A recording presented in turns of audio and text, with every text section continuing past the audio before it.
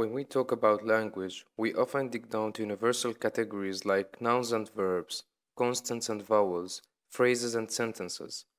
We end up with these cross language concepts that individual languages are built on almost as if the colorful diversity found in the world's languages is just icing on the strong unity of the linguistic cake. And language is grounded in our way of thinking and processing information, which is itself universal among humans.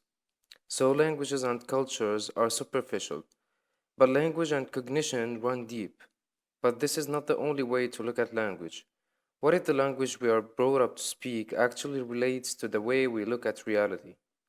From this perspective, language is a particular way of conceptualizing the world and has to close ties to culture.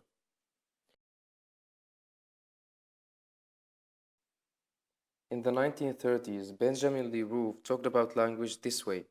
He argued that different languages represent different ways of thinking about the world around us. This view has become to be called linguistic relativity. Exploring the grammar of Hopi language, he concluded that the Hopi have an entirely different concept of the time than European languages do, and that the European concepts of time and matter are actually conditioned by language itself. One practical consequence of linguistic relativity, direct translation between languages is not always possible, since Hopi and English are not simply ways of expressing the same thing in different words.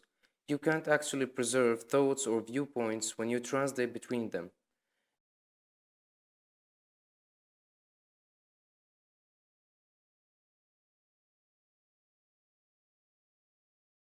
In its strongest expression, linguistic relativity, the idea that viewpoints vary from language to language, relies on linguistic determinism, the idea that language determines thought.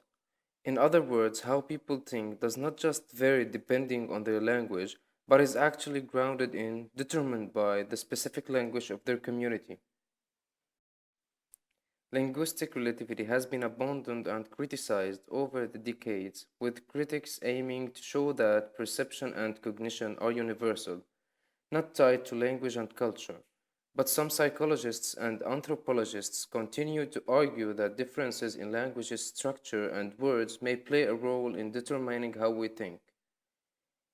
Experiments on how speakers of different languages approach non linguistic tasks continue to spark this debate.